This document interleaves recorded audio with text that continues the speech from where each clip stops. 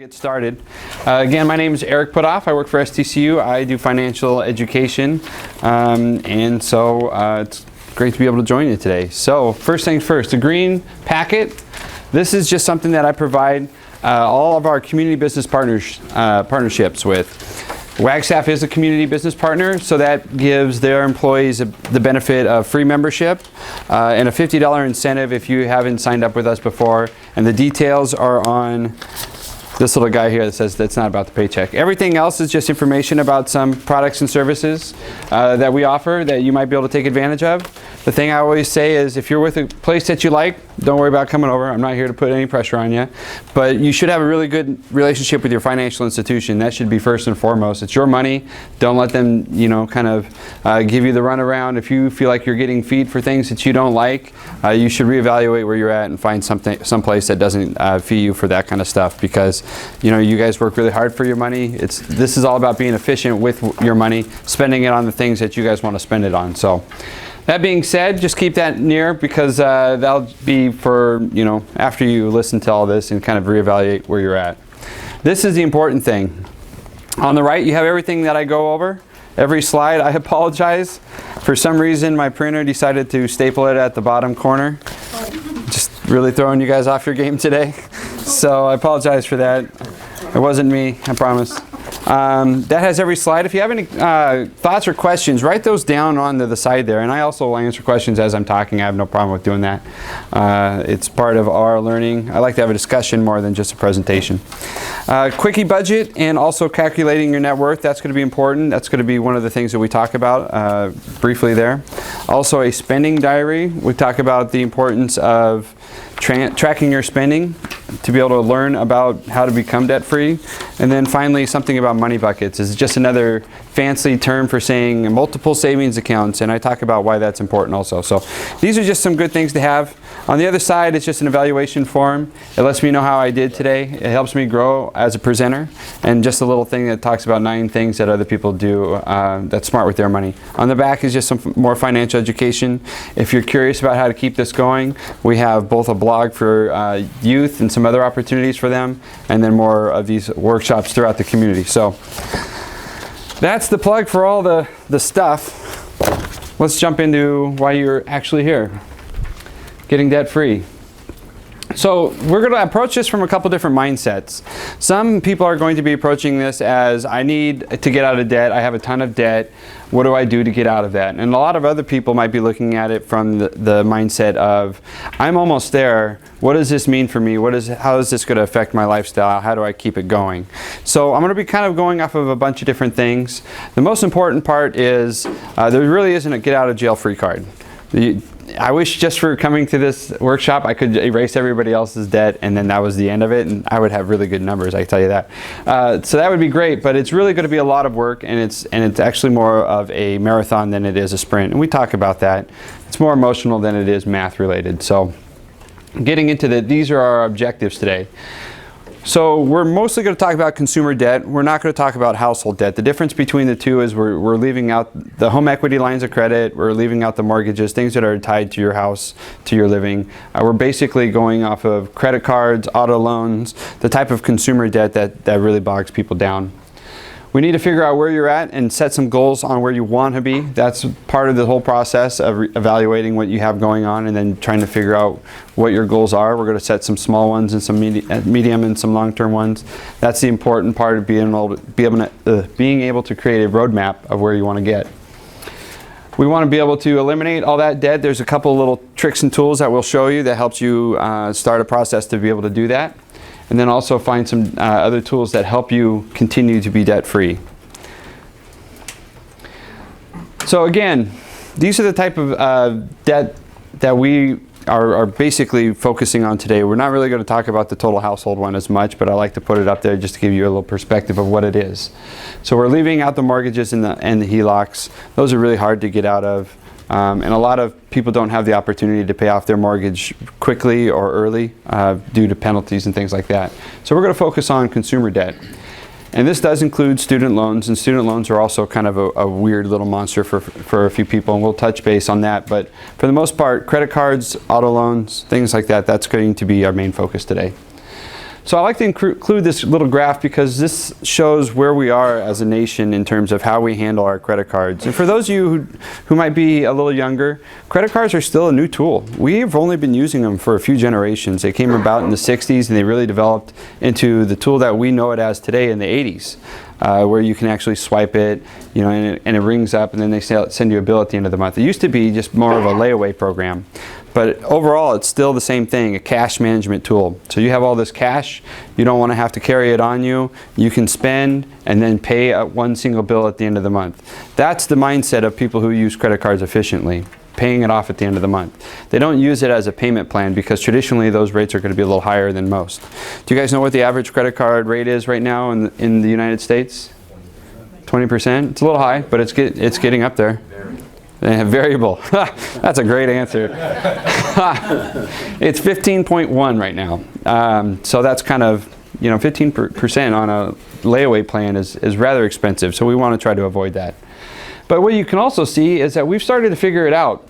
So the blue is how much debt we have. So we are gaining in debt in general, but that's part of an inflation process too. But we are bringing down the credit card debt in terms of the ratio of that debt. We have started to figure out how to use credit cards a little bit more efficiently, which is a good thing.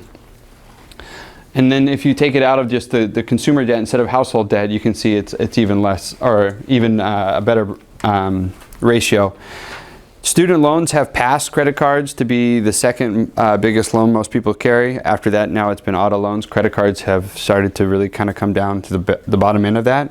That being because people are starting to realize that they can't carry a balance and actually be able to make their bills, pay their bills and things like that. So they're trying not to carry a balance as much. So here are some more just statistics on consumer spending, just to give you a little perspective on it. 1/5 of households tend to spend more than they make, meaning that once you do that, you're relying on that consumer, the credit cards, that consumer spending, the consumer borrowing. 44% of those credit card holders carry a balance. Remember, the best way to efficiently use a credit card is not to carry a balance. So out of those people who are doing that, people are hopping from a balance transfer program to a balance transfer program, and in the short term, it feels like you're catching up. But what a lot of people don't see is on their credit report, you're opening and closing a lot of accounts, which looks bad. So while you're doing this, you're actually lowering your credit score and putting yourself in a kind of a bad position. It's very minimal, so you can do it over a long period of time before you really get yourself in trouble. But once you do that, and then you go in and you try to apply for another credit card, at some point they're going to see this history and see that it's an unhealthy history, and they are either going to start raising your rates, or they're probably not going to let you do that. 11% of these use cash advance, meaning that they're borrowing against that rate, and that means that they're paying even more on top of what they're borrowing. So this is another cycle. This is kind of a cycle that people tend to get into before they start going through the money trees and the checking to cash places, which then get them into an even worse cycle. So this is all about behaviors we're really talking about today, and how to get yourself out of that mindset. And then again, for those who are carrying a balance, $15,000. And if you were actually going to make the payments, the minimum payments, and try to pay that off, you are paying almost $16,000 in interest alone after you pay it off, and it takes over 10 years to do it. And it's really kind of a sad graph to see. So we try not to have people get into this position. Finally, that last one, a lot of people are making payments 30 days past due, and again, that really affects your credit score. You don't want to be doing, the best thing you can do out of the 5 factors that go into coming up with your credit score, the number one thing you can do is pay your stuff on time. That's 35% of the score that they come up with. So it's really important to pay your stuff on time. All right, student debt. So this is becoming a problem nationwide. It's more of an epidemic, actually. It used to be students would come out of college with $5,000 or $6,000 in credit card debt, and that was a panic mode for them, thinking how am I going to pay this off? I'm already kind of up to my eyeballs in debt.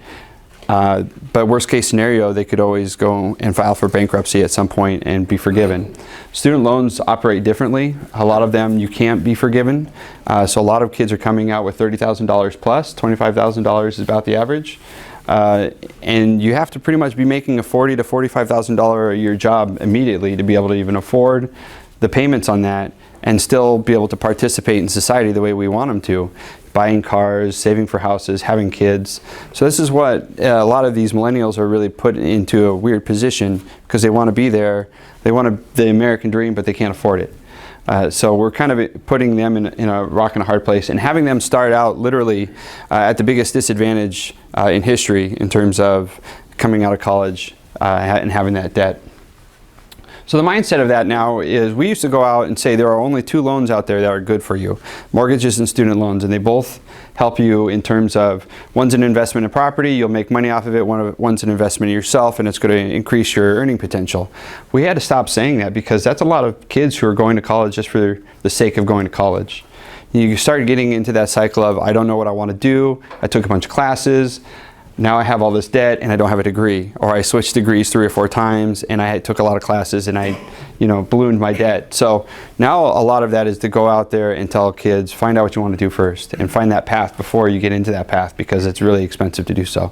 So if any of you have kids that are coming around that age or you're planning for your little ones, start thinking about it that way instead of that whole they've got to go to college, they've got to go to college, they've got to go to college. There is a bigger emphasis on education nowadays than there used to be, but there are more options out there in terms of trade schools and learning a skill rather than going to a 4-year college just for the sake of going to a 4-year college.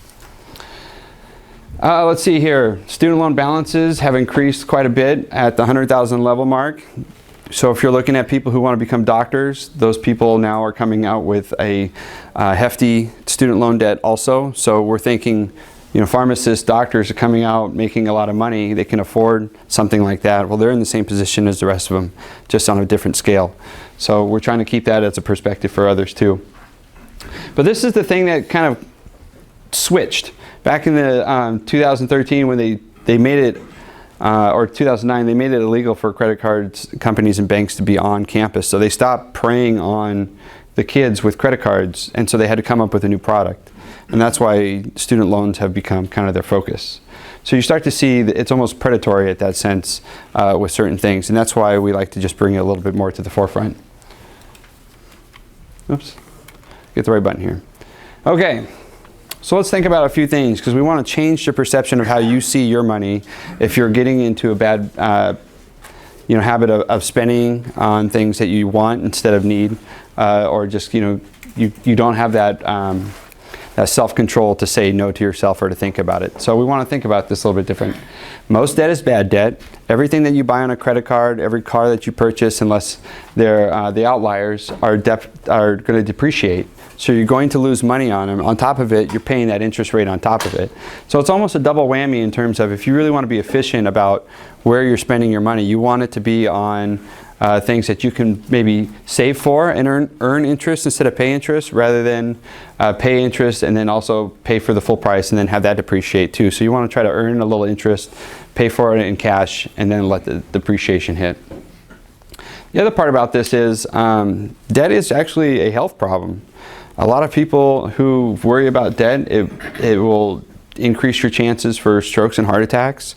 Stress in general does that, and that's what it's doing to you. So we're trying to make this a mindset. Once you have control over your finances, it's really a relief, and it actually helps out with more things than just maybe your personal life, which is also, debt is one of the biggest reasons for marriage failure. And so we want to try to also help fix that. I like to always just say this when we're talking about this subject. It's a belief of mine that if you have kids, please talk to them about your finances. I go into a lot of schools, and a lot of them, they don't get anything from their parents. And that's where they learn the majority of their spending habits is from their parents. Even if you're a little bit embarrassed about maybe what you have going on, it's fine. They need to learn something because they're not watching their teachers spend money. They're not watching us spend money. They're watching you spend money. So just kind of filling them in on some of that helps them out. The other thing is too, if you have a spouse that doesn't know much about the finances, try to include them. I promise it'll help you out, because if I've seen some people who have lost a loved one at a very inopportune time in life, even at a young age, and they had no idea what was going on. and that really puts them in a bad position too. So one of the workshops that we have is Organize Your Finances. If you're interested in that one, that helps you build a roadmap for that situation and for other things. So just something to kind of keep in mind. And last but not least, we just want to just keep the mindset of having to rely on consumer debt. So try not to use your credit card for those everyday purchases. Let's start working towards building a savings fund first and then relying on that rather than having to rely on a consumer product. Oops, I hit a button and now I go everywhere. Okay, so net worth. So this is a really interesting thing for a lot of people, and it's actually kind of scary for a lot of people also, because they don't want to see a negative number. And I'll tell you right now that the younger you are, the bigger that negative number is probably going to be, because you just don't have a lot of time. And that's the real factor here, is you don't have a lot of time to build those assets, or maybe you just don't have a lot of debt in the first place, which is great too. But this is basically the difference between what you owe and what you own. And so to go through this process, it's really simple. And that sheet that I passed out that is on the back of the Quickie budget, it says calculate your net worth. That can help you when you go home and do this on your own. It's really important though to understand basically where you are at in those, just in case an emergency happens and you know what you have to be able to maybe get rid of, or if you're going through an insurance claim, you know how much you have. Those things are really important. A lot of people think that this is indicative of who they are as a person. It's not. It's just where you are kind of as a snapshot in your life. Just because I have a ton of debt doesn't mean I'm a bad person. It just means that I am going through some stages where I had to borrow. Like for a house, I just bought a house a couple of years ago, so I don't have much equity in it. So that's going to really bring my net worth low. I just bought a new car. That's probably going to bring my net worth low. So these are things that I had to do to be able to do things in my life, but it's really not making me look like a great spender. Okay, so let's calculate this up. So take everything you own and basically write it down. And this is a good opportunity too if you are trying to build one of those sheets or a video or however you want to do this, of an inventory of your house and your stuff, because this is good for insurance purposes too. So what I always suggest is take an opportunity and kill two birds with this one. Go around, and if you put it on paper, it's great. If you can take pictures, it's better, but video is best in terms of taking a snapshot of all the stuff you own. And the best part about that too is you can go around to each room and say, couch is worth this much, chair's worth this much, TV's worth this much, tools are worth this much. You've got it all on video, it's got you saying it, and you get a snapshot of the actual room so they kind of see where it was. It's actually the best. But this also gives you an idea too, to be able to add up all your assets. And add up everything. I mean, don't shortchange yourself here. Add up it all. Then take all your debt, which is probably going to be easier for you, because that's probably what a lot of people are stressed out over, or focused more upon. So go and just take all your debt and add that up. And then what you're going to do is just take, it's easy, the assets minus the debt, right? And that's what you're going to come up with. So a lot of people, unless you have your house paid off, are probably going to have a pretty big debt ratio, or if you have a lot of cars or a few other things. Maybe you have multiple properties. That's also probably going to bring it low, because unless you've got them paid for outright, it's hard to have that kind of money in cash. Okay, so now that you know where you're at, you've got the idea of your net worth, you've got all your stuff added up, you've got all your debt added up, you know the difference. Now it's time to come up with a budget. If you're really trying to pay off that debt, you're going to want to create a budget that helps you do that. But the first thing before even knowing that is you have to know where all your money is going, where are all the bills, because we just added up debt, we didn't add up where your bills are going.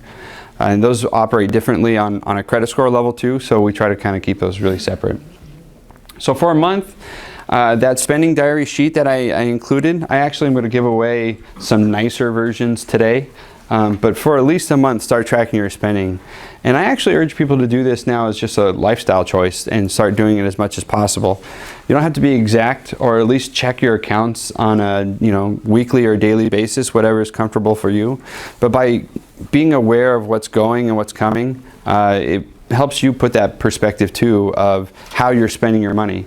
If you're just spending your money and then seeing what you have at the end of the month, you aren't really reflecting on your purchases as much. And remember, we're trying to remind ourselves that we're working really hard for our money, and remind ourselves what we're spending our money on. So by tracking your spending, that alone helps you change some of your habits.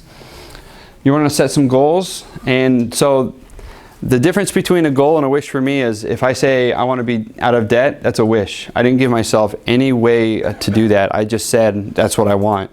But by giving yourself SMART goals, SMART, measurable, attainable, relatable, and time specific, things that you can actually put little quantifiers on, or qualifiers, whichever one is the right word there.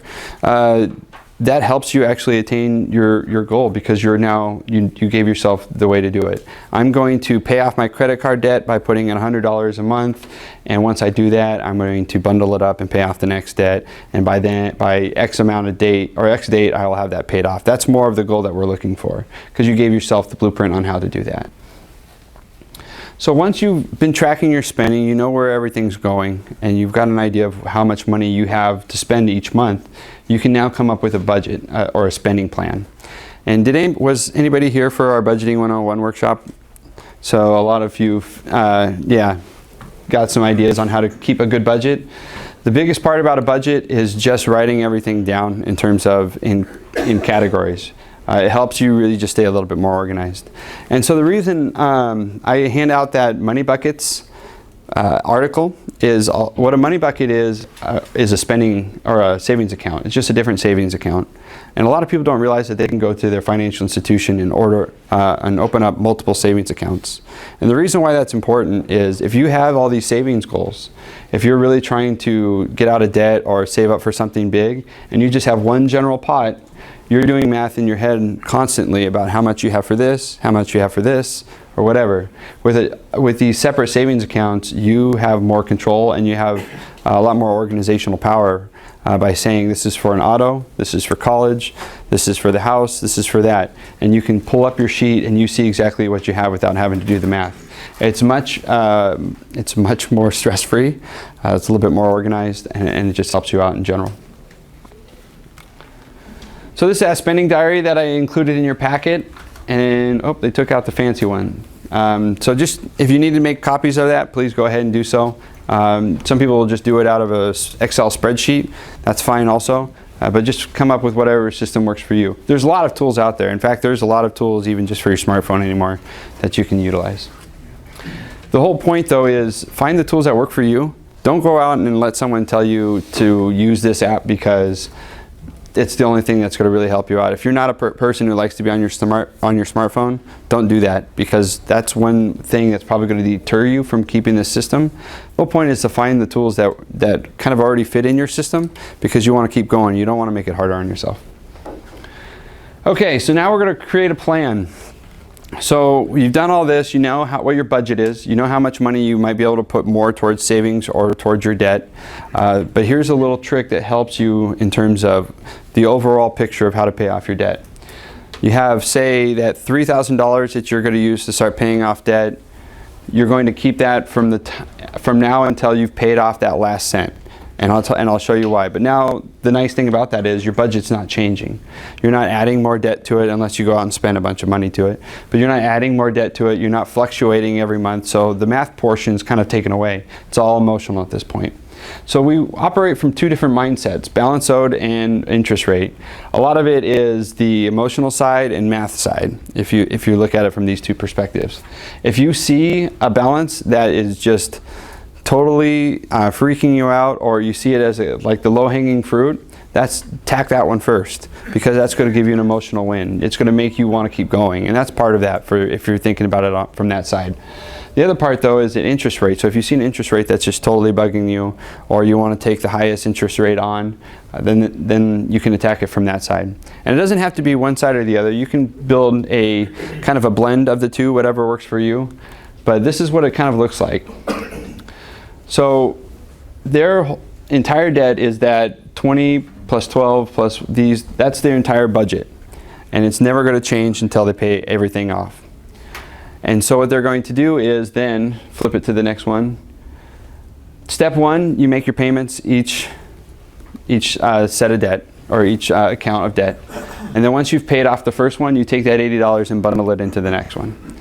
And it really kind of seems slow at first because you're paying everything, over that period of time. But once you start kind of ganging up on it, see, at the end you went from a $150 payment to a $570 payment. You're really cruising there towards the end. So that's the point about all that. You have that set budget, you'll pay off your debt eventually, but at that last little end, you're doing a nice little sprint, and it really does feel really nice. So again, 90% emotion, 10% math. We really want to take the math out of it, and we really want to be able to wrangle in the emotional side of it, because again, if you're allowing the emotion to take over, the stress can come up, the anxiety can come up. You might not want to tackle this as a project. You might fall off the wagon a little bit, but that's all okay because life happens. The whole point about this, though, is to find a support system. Finding people around you who will help you and encourage you to keep going. So I always tell people that that's one of the things and the reasons I kind of said about talking with your spouse about it. This leads up to that. The other part of it, though, is tell your friends and family who you interact with on a constant basis about this too, because they'll also encourage you. From another viewpoint, though, if you don't tell people that you're going to make a life change on the way you're spending money or what you're doing, especially if you're a very social person, and then all of a sudden you stop being social, some of those relationships might be, hindered by that. I know in my 20s, when I decided that I wasn't going to spend money at the bars all the time, I lost those friends, and that was just because that was what they did. I stopped going with them. I didn't tell them really why. We just no longer shared that interest anymore. But if you really want to share those or save those friends and you're just doing this, then it's nice to include them and at least let them know what's going on. The other part of this is celebrate your wins. And so if you're on that more emotional side of the scale where you want to pay things off first, celebrate that. Do something nice for yourself. Don't go back into debt by doing it, but at least acknowledge that you did something great. Don't feel like I got one down, I'm still working hard. I mean, you still are, but for the most part, you really want to be able to celebrate that. Those little wins help you keep going. And if you want to just go out and hang out with some friends and that's how you do it, then great. If you want to treat to some people to a dinner, make sure it's in your budget. That's really all you have to do, is just kind of make sure that those align. So this is a really important thing because not a lot of people have this. In fact, who here wants to guess what the rate is of people who have a significant emergency savings fund set aside? Who here thinks they know the answer to that? 5%. 25%? 25% is really close. Yeah. So 1 in 4 people can make a purchase, an emergency purchase on something if it just pops up. So the one that I use all the time, because I used to bust tires going through college, who here drives a 4-wheel drive or an all-wheel drive vehicle? Who here knows about the state law, or I think it's a federal law, that if you blow out one of those tires and they can't match it, the tread pattern and the tread depth to a certain 32nd of an inch, then you have to get new tires.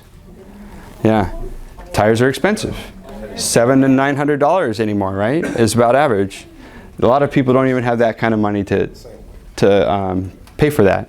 So now you're on a layaway program, you put it on a credit card. So we're at that 15% interest rate. So you just made something that happened in your life, you just made it worse in a sense. And you didn't intend to, but it's something that if you had a little forethought, you might have been able to save yourself from. In my 20s, I ruptured an Achilles tendon. I didn't have insurance. I had to pay for it out of pocket. It took me a long time to do it. And I know I was in my early 20s and I could have maybe started a savings and helped out with that. But I mean, any money would have been better than paying for it on a credit card, I tell you that. And that's what I ended up doing. So try to set up something. A lot of people will tell you to have 3 to 6 months worth of your income. That's really hard to get to. And that's not the first goal to set yourself. What I would do is start with a goal of $500. Let's start there. You hit that, you feel great about it, set it up to 1,000. Just start giving yourself those little carrots. Because the one thing I can tell you right now is finances are an elephant. There's so many parts and pieces, and it's big, and there's everything there. And if you look at the big picture, there's a lot to think about. But do you guys know how to eat an elephant? One bite at a time. So when you put it into that perspective, and you start with little goals, and you start building towards what you really want to do, giving yourselves those stairs, those stepping stones, then you're going to do it. But this is, I've already said it before, that high interest, that's what we're trying to avoid. That's what we don't want you to have to rely on. So maybe you're at this point where you looked at your finances when you did your net worth or when you did your budget, and you realized, I spend more than I make, but I just can't make any more money, and I can't cut any of my expenditures. Well, these are some ideas on how to find other income sources. The one thing that's not on there that a lot of people are doing right now is the Lyft and Uber. So there are some other programs out there that you might be able to do. I'm not going to say to go do those. I don't know much about those businesses, but they are out there. These are just some quick fixes, especially a garage sale. If you've got a chance to unload some things, then that feels good too, because you're doing a little spring cleaning coming up. But it's also a nice way to make a little extra money. Some of these are a little harder to do, like getting a roommate or actually selling your home. But if you're making a big life change, especially if you're getting to the point where you're considering retirement, but you're not quite sure if you're there in terms of finance, then doing some of these things might help you get there.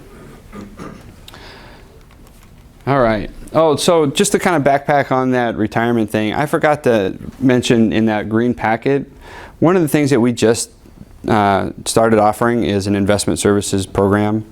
And so as a CBP, you guys can go in and get a what do they call it, a financial plan. They'll help you build one for free and no obligation. It just gives you a blueprint of where you're at and what you might need to be doing if you want to retire or for saving up for something else. So that's just an option to kind of consider if you're looking at long-term planning. So we go into credit cards and we've kind of badmouthed them the whole time, but what we don't realize is that they're actually kind of a big piece of our society. There are many instances where you just can't pay cash, especially people shop online. That's one of the biggest things. You can't just slip a 20 in the hard drive. You actually gotta pay for it on a plastic.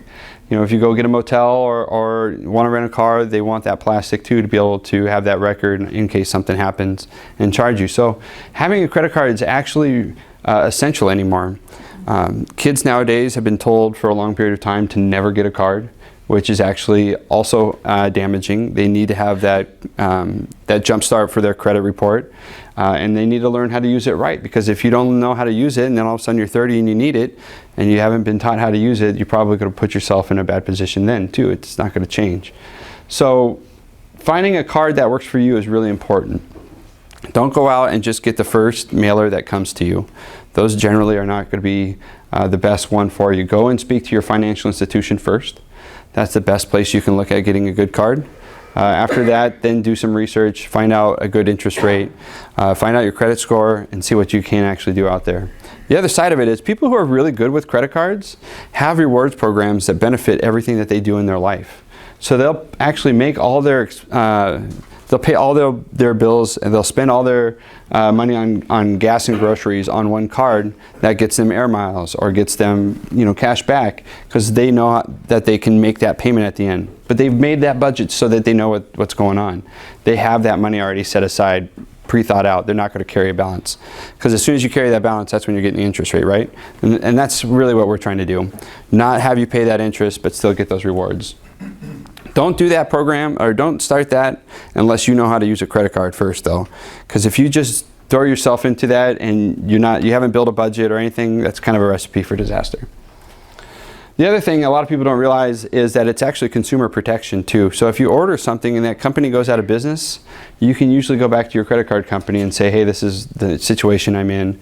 And they either give you the money back or find a way to get you that product. So there's a little bit of that on it too. And if you're one of those people that buy a lot of electronics or something like that, there's some cards out there that actually help you with that too. The American Express, I don't know if they still do or not, but they used to double your warranty on electronics. So those are a lot of the little things to read on the fine print when you're looking for a card. I've heard back and forth whether you should use a credit or a debit card. Depends online. I'll tell you right now to never use a debit card. Okay. So, and here's why, and I'm glad you brought this up. That's a good question. If something were to happen to that money and they drain, you know, one account, or they rack up a lot of debt on the other, one of them's your money, one of it's somebody else's money. I would rather have them take someone else's money. That you're both sides of it, you're going to have to try to remedy the situation.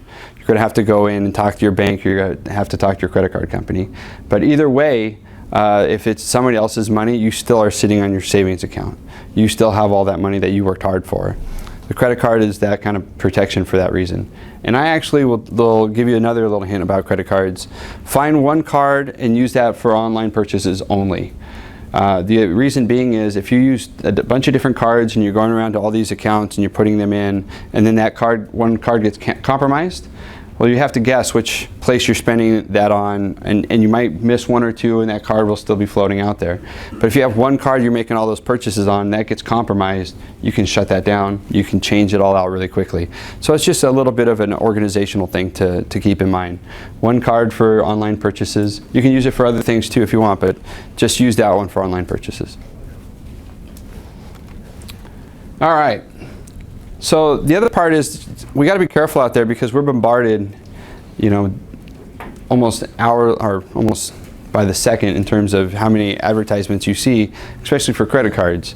So when you go to I know you guys just went through the gauntlet of holiday spending, and how many times did you get asked every time you went up to the cashier if you wanted to open up one of their department store cards, right? And all the temptation is there. You'll get 10% off your purchase. You get 10% off your purchase. Well, they want you to start carrying that balance, right? But here's the other thing. If you open up a lot of little cards, those are little ticks against you on your credit score. The more you do that, it's only 10% of your overall score comes off of opening up new lines of credit. But if you do that enough, it does actually lower your score. And here's another thing for people who are about ready to buy a home. If you've gotten into contract, you've started the process, and you've been approved for a loan, and you've started the process, don't go out and change your credit. Don't open new cards. Don't go out and get furniture on credit. Don't do anything on credit, because as soon as you change your credit, it voids that contract. You could be in the middle of getting your dream home, and they go in and try to do all the funding and realize that things have changed for you, and then the seller now has an opportunity to start over, and you might lose the opportunity. So that's just kind of something that a lot of people don't know about in the home buying process. Don't go out and open up new credit. Avoid debt reduction firms. Firms that are for profit probably do not have your best interest in mind in terms of getting out of debt. If you are in a position where you need to seek help, please see a nonprofit. They will be there for you on more of a helpful level. And then this one here, a lot of people think that they can get a home equity loan, especially since rates on those were great. They were around 3% there for a while. They're going to bet all of the equity that they have in their home into paying off debt, which is great, but it doesn't change the way that you see your money. So you're not changing behaviors. And so if you just fronted all of that equity you have in your home on paying off debt and then ran up more debt, and now you go delinquent on that, you've actually put your home up for possible foreclosure, because now you put the equity on the line. And so you don't want to put yourself into a bad position there either. So try to avoid HELOCs as an option here. One of the best things you can do for yourself, and I had a colleague that would, she was an avid proponent of this. It was freeze your cards. If you are one of those people that you feel like you're spending money faster than you think, or you don't have that self-control, hide the card away from you. She used to always say just put it in the freezer in a Ziploc bag, which was so literal, it was hilarious. But the whole point of that is if you have to go and think about it on the way to get that card or let it thaw out, you have to think about it. It's probably going to change your perspective on whether or not you really need it or need that product. I had to do that to myself for savings accounts. I'm a member of 4 different credit unions. I have savings accounts stashed at other places that I have to go to. I can't just access by a card. I can't call them up and just have it transferred. I have to actually go there and get the money. I know that on my drive there, I'm probably going to change my mind on whether or not I need that product. So those little systems that you're going to put in for yourself are the way for you to actually continue or become debt-free. The other side of this coin, though, that we're seeing is I'm going out to a lot of these workshops, and a lot of people are almost there, or they have been living debt-free for a while, but they pay for everything predominantly in cash. And that's great. Cash is king for the most part, but what they're not seeing is that their credit score is being neglected and therefore going down. So you've been living for 5 or 6 years basically all on cash, maybe a check here or there, but you haven't been taking anything out, you haven't been using your credit cards. They don't like to see that. They like to see some activity. So if you are one of those people who want to be debt-free, the best thing that you can do for yourself is go out and get a loan. I know that sounds funny, but here's why. Get a loan, pay it for 6 months, pay off the end of the loan. You'll pay a little bit of the interest. That interest is the price of keeping your credit score high. And the credit score really allows you to do so many things out there, right? I mean, even just getting a cell phone or getting your utilities turned on, it's really important to have a good credit score. So if you're at that point in life where you feel like you can start becoming debt-free, don't neglect that side of it. You really still need to participate in society the way that they want you to be able to keep that credit score high. So.